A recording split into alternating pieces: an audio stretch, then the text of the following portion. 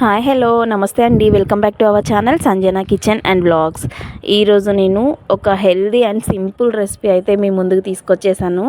దానికోసం వీడియో ఎక్కడ స్కిప్ చేయకుండా స్టార్టింగ్ నుంచి ఎండింగ్ వరకు చూడండి. క్యారెట్ చాలామంది పిల్లలకైతే మనకి నలగదు కదా, అలా కాకుండా చిన్న పిల్లలకి కూడా కొద్దిగా మనం తుంచి పెడితే కనుక చాలా మంచిగా తింటారు. అలాంటిది క్యారెట్ రవ్వ లడ్డు చేస్తున్నానండి. దానికోసం ముందుగా స్టవ్ ఆన్ చేసి ప్యాన్ పెట్టుకుని ఒక కప్పు వరకు కూడా మనం బొంబాయి రవ్వ తీసుకుని కొద్దిగా దూరగా వేయించుకోవాలండి. ఇందులోనే ఒక టేబుల్ స్పూన్ వరకు నెయ్యి కూడా యాడ్ చేసుకుని వేయించుకోవచ్చు. ఇష్టం లేని వాళ్ళు నెయ్యిని స్కిప్ చేసి నూనె కానీ ఏదైనా యాడ్ చేసుకుని మీరు వేయించుకోండి. ఒకవేళ మీకు బొంబాయి రవ్వ తినడం ఇష్టం లేకపోతే కనుక ఈ ప్లేస్లో మీరు గోధుమ రవ్వనైనా యాడ్ చేసుకోవచ్చు. మనకి ఎలా చేసినా కానీ చాలా అంటే చాలా బాగుంటుంది. టేస్ట్ అయినా టెక్స్చర్ అయినా చాలా బాగా కుదురుతుంది. తప్పకుండా అయితే మీ పిల్లలకి ట్రై చేసి పెట్టండి. నేను నా పిల్లల కోసం అనేవి ఈ కొత్త రెసిపీస్ అయితే చేస్తాను. మా పిల్లలు నేను అది తినను ఇది తినను అనరండి, అన్నీ తింటారు. కానీ నేను అన్నీ చేసి పెడతాను వాళ్ళ కోసం కొద్దిగా ఓపిక చేసుకుని. మీరు కూడా ప్రతి ఒక్క పేరెంట్ పిల్లల కోసమే కదా కష్టపడేది, వాళ్ళ కోసమే మీరు ప్రతి ఒక్కటి కూడా హెల్దీ రెసిపీస్ అన్నీ కూడా చేసి వాళ్ళకి పెట్టండి. బయట అయితే అస్సలు కొనుక్కురాకండి. అసలు ఈ రోజుల్లో అయితే బయట తినే ఫుడ్ అయితే అస్సలు హెల్దీగా లేదు. మీ చేతులారా మీరే మీ పిల్లల ఆరోగ్యాన్ని పాడు చేస్తున్నట్లు అయిపోతుంది. అలా కాకుండా ఏది ఉన్నా మీరు ఇంట్లోనే కొద్దిగా ఓపిక చేసుకుని ప్రిపేర్ చేసి పెట్టేయండి. చాలా సింపుల్గా ఈజీగా అయిపోతుంది.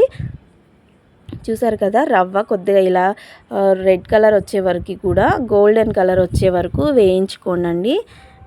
వేయించుకున్న తర్వాతకి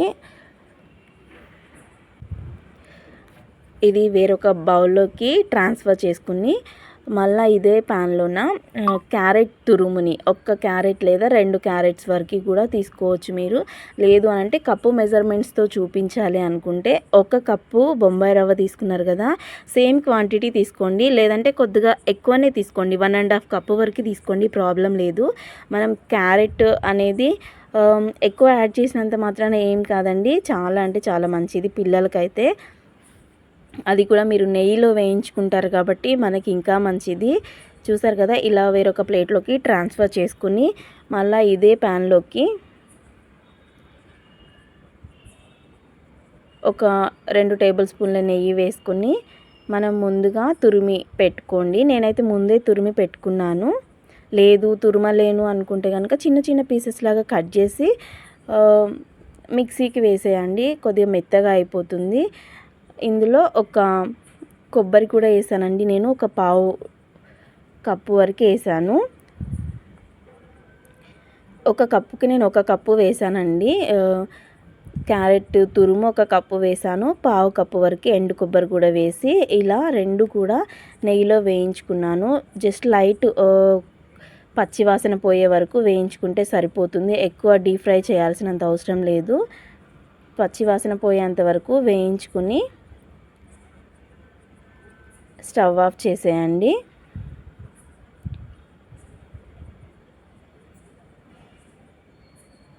ఇప్పుడు 2 బొంబాయి రవ్వను కూడా ఇందులో వేసి మంచిగా కలుపుకోండి. ఈవెన్గా కలిసే వరకు కూడా కలుపుకోండి. స్టవ్ ఆఫ్ చేసేసి అయినా కలుపుకోవచ్చు, లేదా అలానే స్టవ్ ఆన్లో పెట్టి అయినా కూడా మీరు కలపవచ్చు.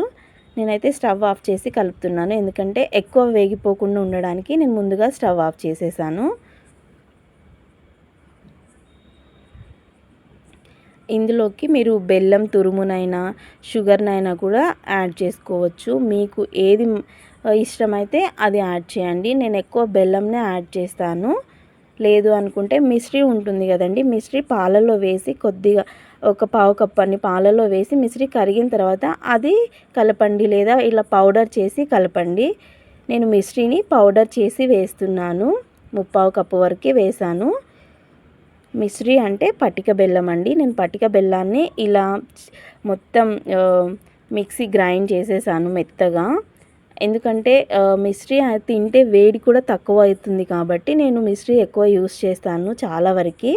మా పిల్లలకి చేసే రెసిపీస్లో అయితే బెల్లం కానీ మిశ్రీ కానీ ఎక్కువ యూస్ చేస్తాను. ఇవి రెండు లేని పక్షాన మాత్రమే నేను షుగర్ ఎక్కువ యూస్ చేయాల్సి వస్తుంది. తర్వాత ఒక పావు టీ స్పూన్ వరకు ఇలాచీ పౌడర్ కూడా వేసి ఒకసారి మళ్ళీ మొత్తము కలుపుకోండి.